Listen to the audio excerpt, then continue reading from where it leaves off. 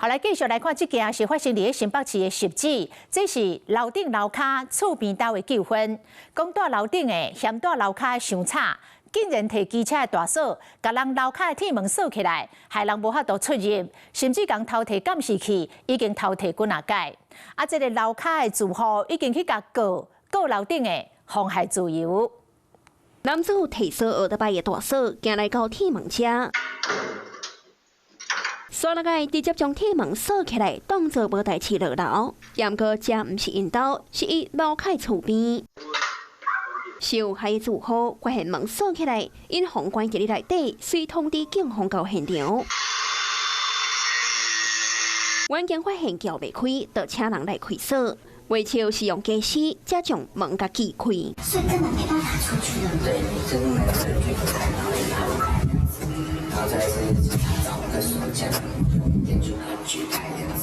害怕，因為如果現在家裡人有生病的話，或者是就是發生什麼意外的話，你根本就沒有辦法逃生。代志都發生在頂禮拜3早起8外8點，新北汐止一間巷仔內公寓，受害住戶阮也是下到第4件。去年年底，大門去紅抹過啊。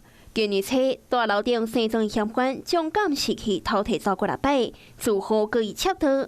雙方調解才知影，對方其實是嫌吵才會犯案。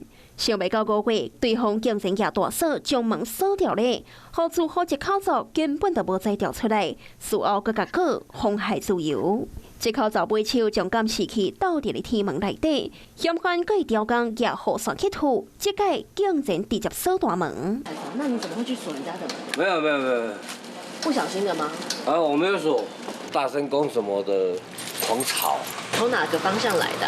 上下左右都有。我們都沒有交談過，也沒有碰面，沒有任何爭執過，所以都不曉得他為什麼會這樣做的。阮當着這個鎖門的嫌犯，伊攏甲阮提醒，甚至叫阮提出證據。即賣受害厝主已經到派出所要甲告，警方也介入調查。Hello， 我是莊慧琪，想要搶先掌握最及時的新聞資訊嗎？趕快訂閱、按讚、開啟小鈴鐺，鎖定華視新聞 YouTube 頻道。